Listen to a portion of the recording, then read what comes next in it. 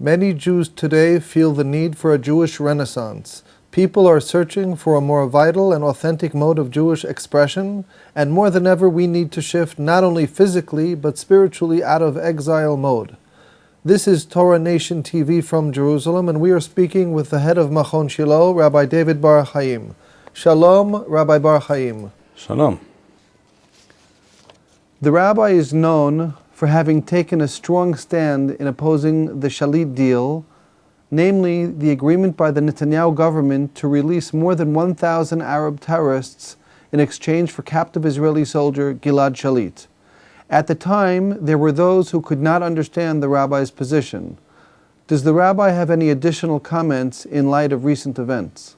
I would be more than willing to admit that my opposition to the Shalit deal was mistaken and misguided. Unfortunately, the facts, the bare, plain facts of the situation bear out everything that many people, including myself, claimed at that time. Towards the end of 2011, when the deal was in the air, there were those who claimed that without a doubt this will lead not to a saving of the Jewish life, in the case of Gilad Shalit, but it will without a doubt in short order lead to the deaths of many Jews. It will lead to an increase in terrorist activity and generally lead to a deterioration of the security situation throughout the country, and in fact I would say not just in the country but also beyond the borders of the country, throughout the world. There may even be some connection between an event such as the release of 1,000 Hamas terrorists in the Shalit deal and the rise of fundamental Islamism throughout the world in the last couple of years. Let me just read a few facts and figures to you. It was reported in HaRav newspaper on the 27th of January 2014, when the official statistics for terrorist activity in the country for the year 2013 were released. It was reported that there had been a very sharp increase in terrorist activity in 2013 as compared to 2012. The very same thing was reported also in the Galei Tzahal, the Israel radio website, on the same day, the 27th of January 2014. And here are some of the facts. In 2012, there were 857 terrorist attacks against Jews in Israel and Yudan Shomron. In 2013, 1,473. That is to say, nearly double. In 2012, there were 35 incidents of attacks on Jews involving the use of firearms. Shots were fired at Jews in 35 separate events. In 2013, 62, again, nearly double.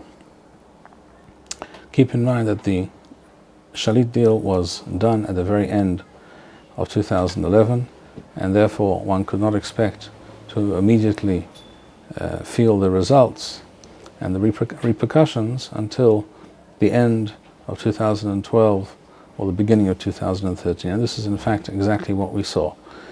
I can tell you, based on my own very clear memory, that immediately after the Shalit deal, there was a clear, it was gradual, but there was a clear and very perceptible increase in terrorist activity, from events such as rocks being thrown at cars and other vehicles throughout the country, to much more serious events.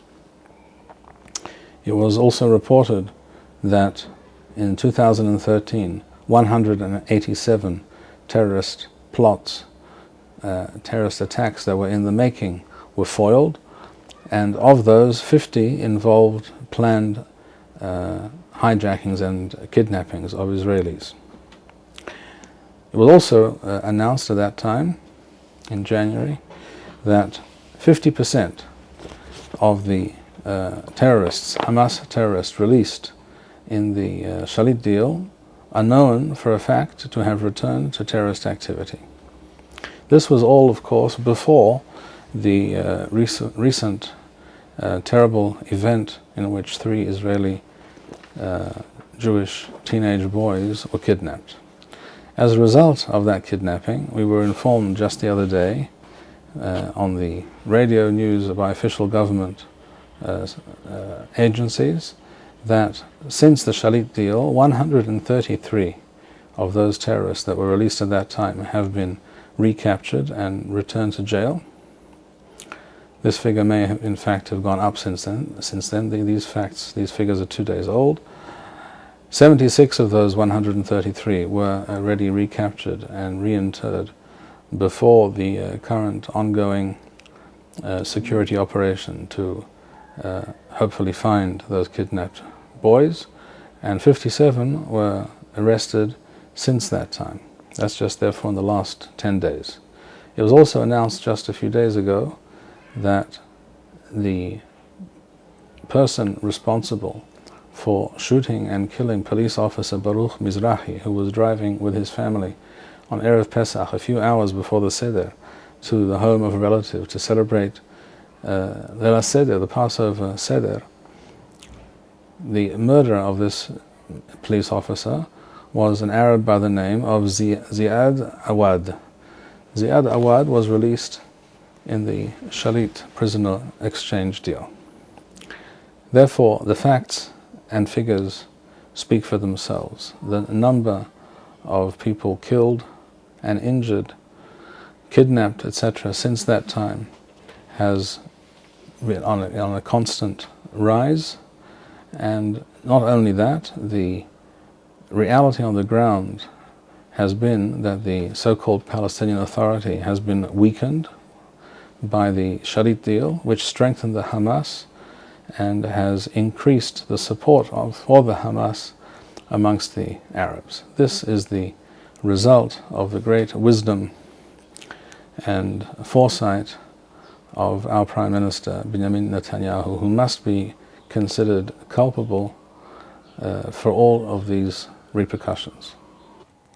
Is it not the case that certain rabbis, such as Shas spiritual leader HaRav Ovadia Yosef, encouraged and supported the deal? You're entirely correct that Ovadia Yosef did support and even encourage the Shalit deal. And just as you are entirely correct, so was Ovadia Yosef entirely 100% wrong. And this was not the first time that he was completely 100% wrong. Ovadia Yosef was wrong already going back to the late 60s and the early 70s, when he claimed at that time, even though it was entirely hypothetical at that point, that land for peace, so-called, was a legitimate option from a Torah perspective.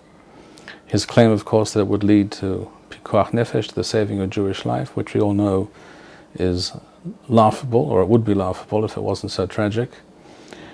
He was entirely wrong when it came to his support for the Oslo peace accords, which of course led to the deaths of thousands of Israelis and the injuring and maiming of well over 10,000 Israelis. Those Oslo Accords were the greatest self-inflicted damage done by Israel to itself in its history. This was supported by Ovadia Yosef, despite the fact that all intelligent, savvy observers and even people on the street told you that this would be the inevitable result. He was also entirely incorrect when it came to the Shalit deal. Wasn't HaRav Ovadia Yosef claiming that we are talking about comparing a current factual certainty with a possible future occurrence? It is true that the claim was made at the time that it is permissible, according to halakha, to release terrorists in order to obtain the release of a captive Jew, such as Gilad Shalit, which is a fact, which is a certainty. In other words, this person is most definitely a captive at this moment. In halachic parlance, therefore, that is a wadai, that is a certainty, as opposed to a safek, as opposed to a doubt, that is to say, as opposed to a future event which is not certain. And therefore, the certainty of saving life by doing so now overrides the possible loss of life which is being claimed that may result in the future. It was also pointed out, on the other hand, by many, including myself at the time, that this claim was and remains entirely spurious. It remains so because, as we have mentioned, all the statistics point to the fact that it has led to the exact opposite. The number of Jews killed and maimed and injured, etc., since that time has only risen very markedly. And there has been a clear deterioration in the security situation throughout the country since that time. It is also important to point out that the halakha states clearly that when it comes to the ransoming of captive Jews taken by criminals, by pirates, etc., that is the situation being discussed by the Talmud. When it comes to ransoming such people, one is not to agree to paying more than the going rate. It has to be understood that in the ancient world, in the Mediterranean, for example, 2,000 years ago, piracy for the purpose of kidnapping and then demanding ransom was a common state of affairs. In fact, there were very important noble Romans, such as Julius Caesar himself, who was at one time captured by pirates and held for ransom. And in this situation, the Chachamim had to lay down the law, how Jews should conduct themselves. On the one hand, it is a miswa, it is incumbent upon us to the limits of our ability to redeem a fellow Jew, even if we don't know the person at all, to redeem a fellow Jew from captivity. On the other hand, if we agree to pay more than that which is normally demanded for such a person by pirates, etc., then we will only encourage these people to kidnap more Jews in the future, because they will know that Jews are easy targets and Jews pay more than others because they're more compassionate, etc., and therefore this will be a self-defeating policy. That is the halakha. Just based on that alone, one doesn't understand, I certainly do not understand, how any rabbi could possibly have supported such a deal, because it is clear that releasing 1,000 terrorist activists, murderers, people who have experience and who will without a doubt continue in such activities also in the future, releasing that number of people to affect the release of one Jewish captive is clearly way beyond any current price or market price that one could speak of. And in fact, we're not talking about a market price, because here we're not talking about money. Here we're talking about giving in to evil, giving in to terrorism, supporting and encouraging terrorist activity against us ourselves, which is obviously a self-defeating policy. Here we're talking about releasing people who it can be readily assumed, quite for a fact and for a certainty, that these people will return to their terrorist ways, and therefore these very same people will again attack us and kill Jews, just as it happened in the case of police officer Baruch Mizrahi. The person who murdered him was in jail for murder prior to the Shalit deal. Above and beyond all this, I would point out that the entire argument of a safek versus a vadai, a dubious possible future event being weighed against a present and current certainty, this whole argument is entirely unintelligible, because the Talmud is discussing the following situation, where pirates, for example, capture a Jew and then demand a ransom. Normally, if possible, we pay the ransom, if it is the going rate, so to speak, in order to redeem that Jew and his life and his honor and his well-being, but not at above and beyond the normal rate, so as not to encourage them, as we have explained.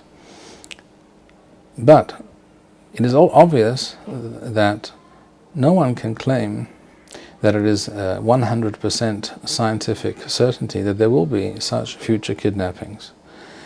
It is true that it is likely, because that was the way of the world. That was something that was quite common, in fact ubiquitous in the Mediterranean world, in the ancient world.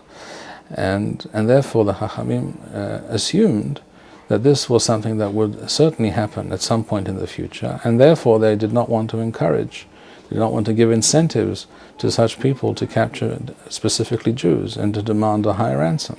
Because, again, that would be a self-defeating, irrational policy, not to mention an amoral policy, one that would lead to an increase in amoral and violent behavior. It was clear that the Chachamim could not prove scientifically that there would certainly, without a doubt, be such future events, but it was also equally clear that such events were very probable, in fact, very probable to the point of being a near certainty, or in practical terms, one could describe them as being a certainty. So rather than being a safek versus a vadai, we're talking about a vadai versus a vadai. In other words, we're talking about a present reality and a future reality, something that can be assumed to be a factual reality, just as the present reality is a factual one.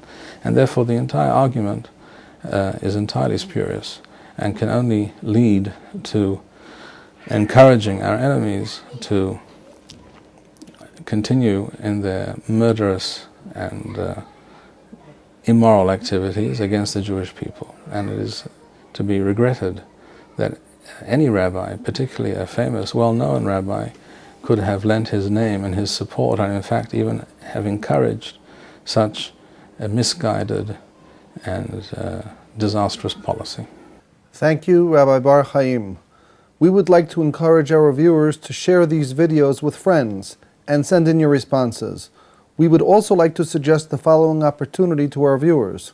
If you identify with Rabbi Bar-Hayim's message and would like to sponsor or dedicate a video interview with the rabbi in honor or memory of a loved one, if you would like to obtain Berkon Nusach Eretz Yisrael or invite the rabbi for a speaking engagement, please email us at office@machonshilo.org.